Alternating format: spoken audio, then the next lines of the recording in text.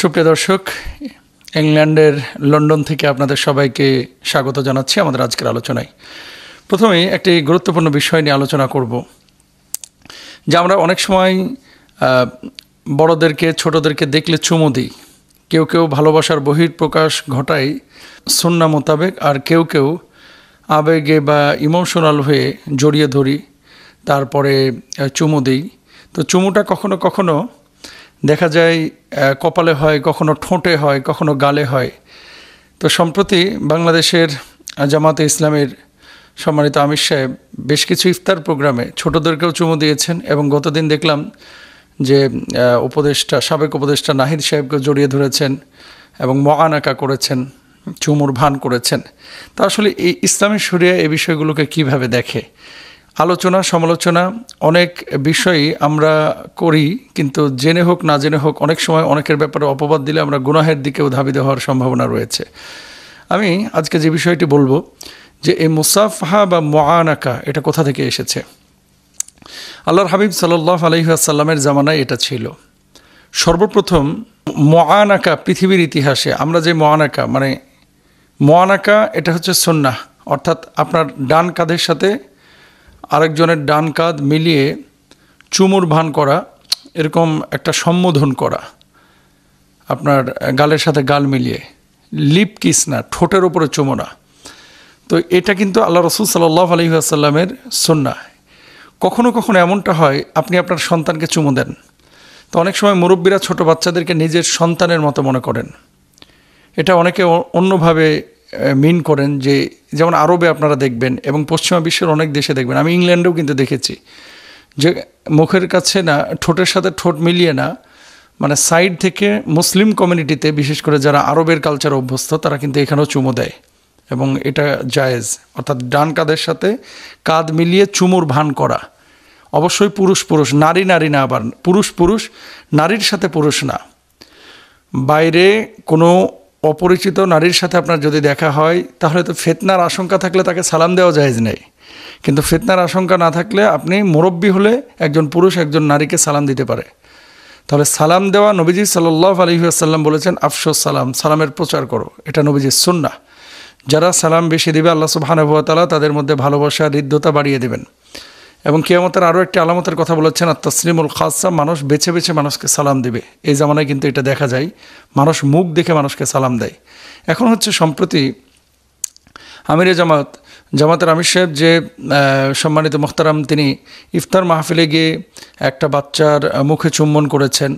যেহেতু বাচ্চাটা বসে ছিল, বাচ্চাটা তো দাঁড়িয়ে ছিল না, তো বসা থেকে মুখে ইফতার তুলে দিয়ে তাকে আলিঙ্গন করা, বুকে জড়িয়ে ধরা, এবং যেহেতু তার দাঁড়িয়ে আছে আমার সম্মানিত মোহতারামের, এখন চুম্বন যে করেছেন কপালে, গালে নাকি ঠোঁটে, সাধারণত উনি ওনার বাবার বয়সে না, উনি হচ্ছে ওনার দাদার বয়সী। তো দাদার বয়সী একজন মানুষ, তার ব্যাপারে অপবাদ দেওয়ার ক্ষেত্রে আপনি আপনার বাবার দিকে একটু তাকিয়ে দেখেন, যে দাদা তো তার নাতিকে আদর করে, অনেক সময় তার গালে চুমু দেয়, কপালে চুমু দেয়, এগুলো ভালোবাসার চুম্বন। তো এখন অনেকে অনেকভাবে এগুলোকে মেনশন করে, অনেকে অনেকভাবে এগুলোকে সোশ্যাল মাধ্যমে ছড়ায়। রাসূল আকরাম সাল্লাল্লাহু আলাইহি ওয়াসাল্লামের মাসনুন পদ্ধতি সেটা হচ্ছে, আসলে ভালোবাসা যখন মানুষকে ভালোবাসে তখন বহিঃপ্রকাশ নানানভাবে হয়ে থাকে। তো সেই সময়টা, যেমন আপনার ভাত খাওয়ার সুন্নত হচ্ছে প্লেটের ডান পাশ থেকে। এখন আপনি কি প্রতিদিন ডান পাশ থেকে ভাত খান? আমি কি প্রতিদিন ভাত খাই? অনেক সময় বাম পাশ থেকে তো হয়ে যায়। প্লেটের মাঝখান থেকে রাসূল সাল্লাল্লাহু আলাইহি ওয়াসাল্লাম কখন খাবার টেনেছেন আমরা তো হাদিস থেকে পাই, তাই না? যে তিনি কখন খাবার খেয়েছেন এবং প্লেটের চেটে ফুটে তিনি খাবার খেতেন, আমরা তো অনেক সময় এগুলো খেয়াল করি না। নামাজের মধ্যে কাইফিয়ত, কীভাবে আল্লাহ রাসূল সাল্লাল্লাহু আলাইহি ওয়াসাল্লাম নামাজ পড়েছেন, আমরা তো অনেক সময় এগুলো, নবীজি বলেছেন একরকম, আমরা করছি আর একরকম।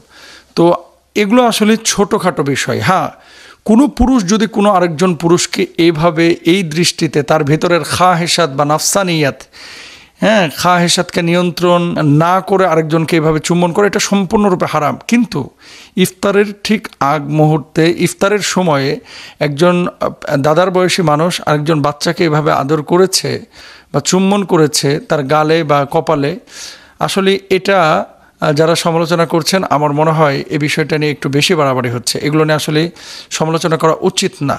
কারণটা কি, আমার বাবাও তো আমার বাচ্চাকে আদর করে, দাদারা নাতিকে পিচ্ছি যখন থাকে তখন তো আদর করে। তো ওনার বয়সের সাথে এই বাচ্চার তারতম্য অনেক। তো সেক্ষেত্রে সবাইকে উনি কাছে টানতে ভালোবাসেন, মহব্বত করেন। তো মহব্বতের দৃষ্টিতে উনি চুম্বন করেছেন, অবশ্যই সেটা ইফতারের আগ মুহূর্তে, ইফতারের সময় এই চুম্বনটা সুন্নাহের দিক থেকে তিনি করেছেন, কাইফিয়তটা ভিন্ন হয়েছে। 2 নম্বর, অনেক সময় হুজুররা যখন গালের সাথে গাল লাগিয়ে চুম্বন করে, বিশেষ করে কোনো মুরব্বীকে বা সমবয়সী মানুষকে বা পিতৃতুল্য কাউকে, মাতৃতুল্য কাউকে, এখানে এই সুন্নাহের বিষয়টা অনেকে না জানার কারণে সমালোচনা করেন। নাহিদ ইসলামকে যে তিনি বুকে টেনে নিয়েছেন, মহানাকা করেছেন, এটা তো দোষের কিছু না, এটা তো আমরাও করি। এয়ারপোর্টে অনেকের সাথে দেখা হয়, তো পুরুষ তো এটা করতে পারে, নারী করতে পারে। একজন নারীর সাথে একজন বেগানা পুরুষ এটা করতে পারে না। এটা তো আল্লাহর হাবিব সাল্লাল্লাহু আলাইহি ওয়াসাল্লাম মহানাকা করেছেন। সর্বপ্রথম মহানাকার ইতিহাস এসেছে বাদশাহ জুলকারনাইন, তিনি পৃথিবী যখন সফর করেছিলেন, ইব্রাহিম আলাইহিস সালাতু ওয়াস সালামের সাথে তার সাক্ষাৎ হয়েছিল এবং তিনি মহানাকা করেছিলেন মক্কায়, বুকের সাথে বুক মিলিয়েছিলেন, চুম্বনের ভান করেছিলেন।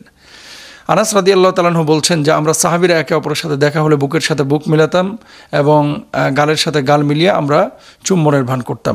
আল্লাহর হাবিব সাল্লাল্লাহু আলাইহি ওয়াসাল্লাম যায়েদ বিন হারেসা রাদিয়াল্লাহু তাআলা আনহুকে তিনি মুআনাকা করেছেন, বুকের সাথে বুক মিলিয়েছেন, ডান কাঁধের সাথে কাঁধ মিলিয়েছেন, চুম্বনের ভান করেছেন। হ্যাঁ, মুখটাকে আপনার এই যে ডান পাশ আরেকজনের ডান পাশের সাথে নিয়ে চুমুর ভান করা, এরকম করা, এটা তো রাসূল সাল্লাল্লাহু আলাইহি ওয়াসাল্লাম করেছেন। তো আপনি করতে পারেন, তবে ঠোঁটের সাথে ঠোঁট লাগানো, এক্ষেত্রে আমাদের সতর্কতা অবলম্বন করা উচিত।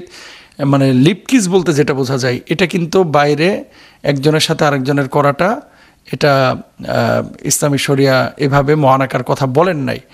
তো আমরাও তো অনেক সময় অনেকে আমাদেরকে জড়ায় ধরে, এমনভাবে জড়িয়ে ধরে মনে করেন বুকের পাঁজর যেন ভেঙে ফেলছে, এরকম কিন্তু হয়। তো আমরা বিষয়গুলো খেয়াল করব এবং সমালোচনা করব না, পরনিন্দা করব না, বরং রাসূলের সুন্নাহ অনুযায়ী বাচ্চাদেরকে আমরা স্নেহ করব, আমরা ভালোবাসা দেখাবো। মাল্লাম ইয়ারহাম সগীরনা ওয়ালাম ইয়াক্কির কাবীরনা ফালাইসা মিন্না। নবীজি বলেছেন, যে ব্যক্তি ছোটদেরকে স্নেহ করে না, যে ব্যক্তি ছোটদেরকে স্নেহ করে না এবং বড়দেরকে সম্মান করে না, সে আমার দলভুক্ত নয়। সুতরাং আমরা ছোটদেরকে ভালোবাসবো, স্নেহ করব, সন্তানের মতো মনে করব, তাদের প্রতি দয়া করব, আর বড়দেরকে আমরা সম্মান করব। আল্লাহ তাআলা আমাদেরকে বোঝার তৌফিক দান করুন, আমিন। আমি মন করে তাকে চুম্বন দিব, আদর করব, ভালোবাসা দিব, সম্মান জানাবো। এই সকল কিছু আমি সেই শহীদ পরিবারদের জন্য উৎসর্গ। আমি সেই শিশুকে এখন তুলে নিচ্ছি।